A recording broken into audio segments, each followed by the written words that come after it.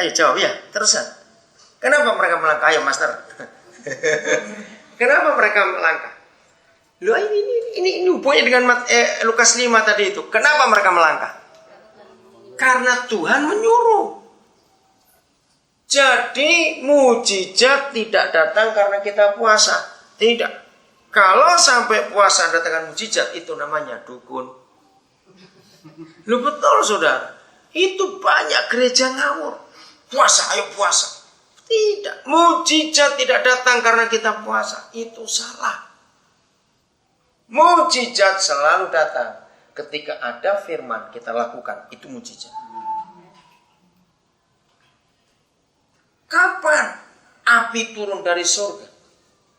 Bukan waktu Elia berteriak-teriak seperti Nabi-Nabi Baal. Waktu dia taat buat mesbah. Bahkan suruh siram air. Gila sekali. Bagaimana? Nggak ada korek, nggak ada api, malah suruh pakai air. Karena dia taat. Kapan Laut Merah terbelah?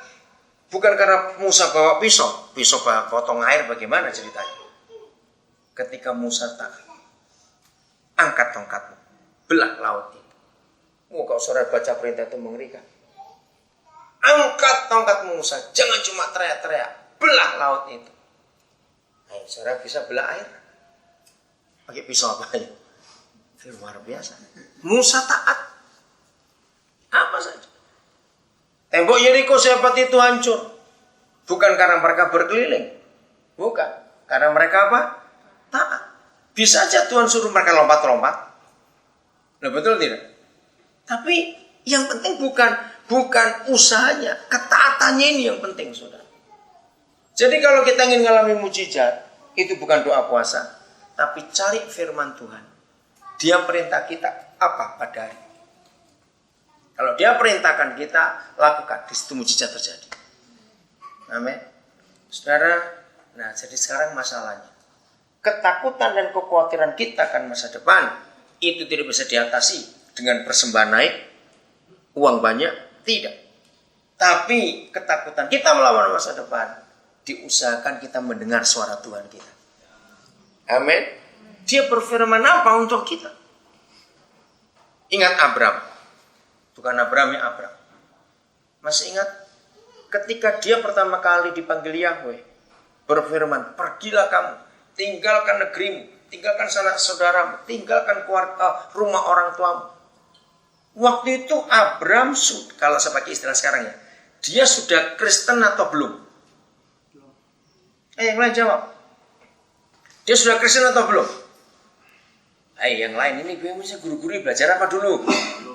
Ayo, sudah Kristen atau belum? Kalau saya pakai istilah ini ya, cepat jawab, jangan lama-lama. Sudah Kristen atau belum? Belum, jelas belum. Dia masih penyembah berhala. Nanti baca di Yosua 24 bagaimana Yosua mengingatkan mereka. Ketika nenek moyang kita dipanggil, itu masih di seberang sungai Efrat, masih penyembah berhala. Nah, bayangkan. Itu yang kita kagum. Mengapa Abram jadi orang hebat? Bukan karena dia hebat, karena dia taat. Coba saya pakai kata ini. Sekristen-kristennya kita, sekarismatik-karismatiknya kita. Ayo jujur ya. Kalau nanti malam Tuhan berfirman, besok kamu ke pelabuhan. Pokoknya pergi, bawa semua keluargamu. Kemana nggak tahu, pokoknya pergi dulu. Ayo pergi tidak? Walaupun kita Kristen. Ayo jawab teman.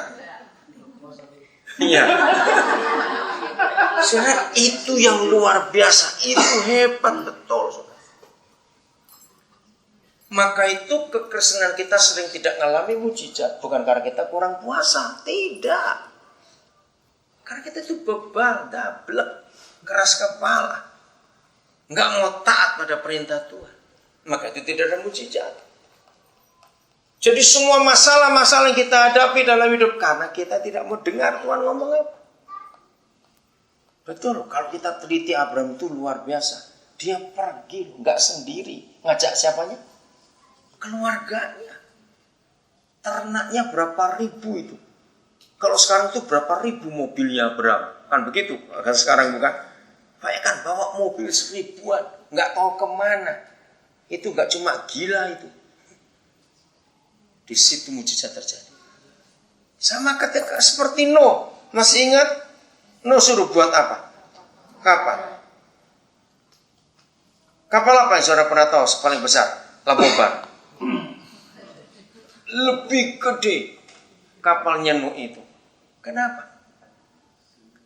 Karena semua binatang yang dibawa gak cuma kelinci, kucing, tupai, yang gede-gede. Saya nggak di situ. Kalau saya di situ hari itu saya akan larang Nuh bawa nyamuk. Kenapa kamu bawa nyamuk? Aduh Nuh, gara-gara kamu bawa nyamuk kami di Papua kena malaria begini. Aduh Nuh, itu sayang sekali dia kok bawa nyamuk hari ini. Saudara bisa lihat binatang segede itu, gorilanya, jerapahnya, badaknya, apalagi gede-gede, gajahnya. Terus ingat, mereka nggak cuma membawa binatangnya, apa yang dibawa juga? Nah, makanannya. Saudara, kapal itu panjangnya kira-kira 300 meter. Tingginya itu deknya bukan 7, saya lupa berapa itu. Sekian puluh meter ke atas.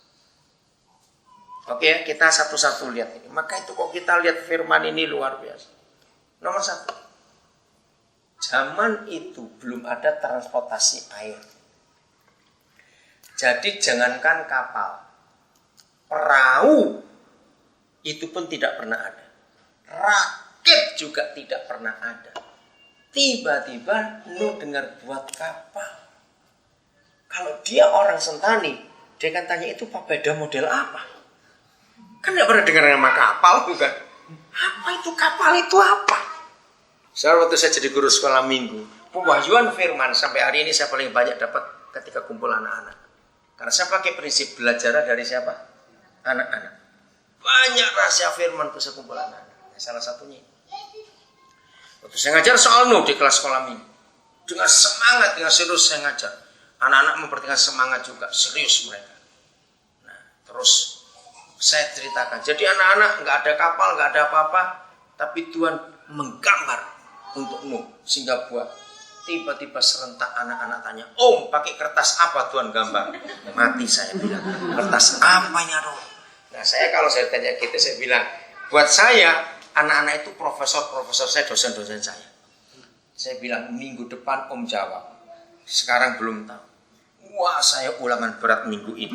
Saya tanya teman-teman saya pernah tahu nggak ini anak tanya ini gambar pakai kertas apa? Saya salah ngomong itu sama anak-anak ini. Aduh, nggak ada yang tahu saudara. Sudah Jumat ini. Aduh Tuhan sudah Jumat ini bagaimana minggu ini? Pasti mereka akan ingat lagi itu. Saya 13 tahun jadi guru sekolah minggu saudara. Saya nimba ilmu banyak dari mereka. Maka itu orang-orang tua ingat ya. Gara-gara ayat itu belajar dari anak-anak. Kalau sampai ada orang tua bisa bertengkar dengan anaknya, yang bodoh dan paling kurang ngajar ada si tua bangka itu bukan anak itu. Kenapa? Dengarkan baik. Maka itu kalian tidak boleh bertengkar dengan murid TK. Apalagi kalau sampai ada orang tua berkata, mengapa kamu gak mau ngerti Papa? Oh itu perkataan yang 1000% salah. Saya belajar dari ayat itu saudara. Luar biasa. Dengar. Mengapa anak-anak tidak pernah tahu salah dan benar? Betul? Buat anak-anak semua itu benar. Jawab ya atau tidak. Mereka nggak tahu salah itu apa, tidak tahu. Jadi mereka lihat apa, dengar apa itu dibuat. Itu benar buat mereka. Maka itu begitu kita buat salah, buat mereka itu benar. Celaka sekali. Karena anak-anak memang belum tahu salah dan benar. Nah ini yang saya belajar baik-baik. Maka itu di mana-mana saya bisa ngajar tentang kasus orang tua dengan anak. Saya bilang bagaimanapun yang salah pasti orang tua. Anak nggak pernah salah. Di daerah kalian jaringan TV Metro masuk tidak? Masuk. Tolong ya, kalian ya saya rajin nggak tolong guru-guru TK itu, ya Aris. Saya selalu mengajarkan nonton acara Metro Sabtu dan Minggu. Kalau WIB-nya antara setengah 4 jam 4, sini jam 6. Itu penting sekali. Ada yang sekarang namanya Super Neni. Yang dulu Neni 911. Ada pernah nonton itu? Saya itu sudah berkali-kali khotbah di gereja. Kalau pas hari Minggu saya diundang khotbah, jam tayangnya itu, saya minta pendetanya bawa TV ke gereja. Saudara itu sangat alkitabiah.